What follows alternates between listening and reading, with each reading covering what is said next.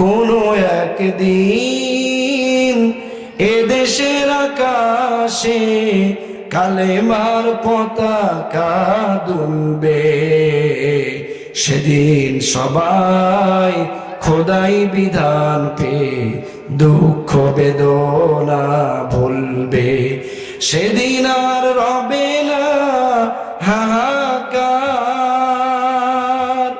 অন্যায় জুলুম অবিচার, থাকবে না অনাচার দুর্নীতি কদাচার, থাকবে না অনাচার দুর্নীতি কদাচার, সকলেই শান্তিতে থাকবে।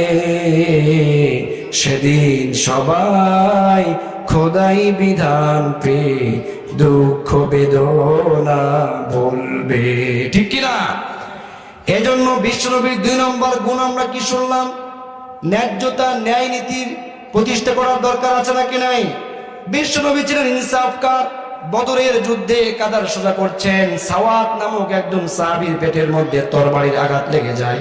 সাহাবী বলে, ইয়া রাসূলুল্লাহ, আপনি ইনসাফ প্রতিষ্ঠা করতে এসেছেন, কিন্তু তো আপনি আমার উপরে জুলুম করেছেন, এর প্রতিশোধ আমি নিতে চাই, তো কি করবা? উনি বলেন নাই, এ কথা বলেন না, তোমার এত বড় সাহস, তোমার একে জেলে ভরে দাও, একে শাস্তি দাও।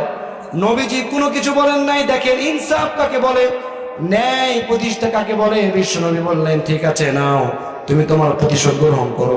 সাহাবী বললেন, রাসূলুল্লাহ, আমাকে যখন আঘাত লেগেছে তখন আমার পেটের মধ্যে কাপড় ছিল না। কি ছিল না?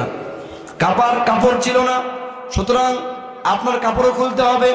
বিশ্বনবী পেটের কাপড় সরিয়ে দিলেন। সাহাবী সাওয়াত রাদিয়াল্লাহু তাআলা আনহু বিশ্বনবীর পেটের মধ্যে চুমু খেলেন। আওয়াজ দিয়ে বলুন সুবহানাল্লাহ। এবার তিনি বললেন, নবীজি বললেন, কেন তুমি এমন করলে?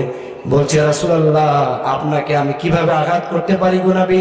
আমি তো বদরের যুদ্ধে চলে যাচ্ছি, জানি না ফিরে আসতে পারবো কিনা, সেজন্য আমি চাইলাম যে আমার শেষ সাক্ষাৎ এবং শেষ স্পর্শ যেন স্পর্শটা আপনার সঙ্গে হয়ে যায়। আল্লাহু আকবার। এই ছিল বিশ্বনবীর ন্যায় নীতি, ইনসাফ।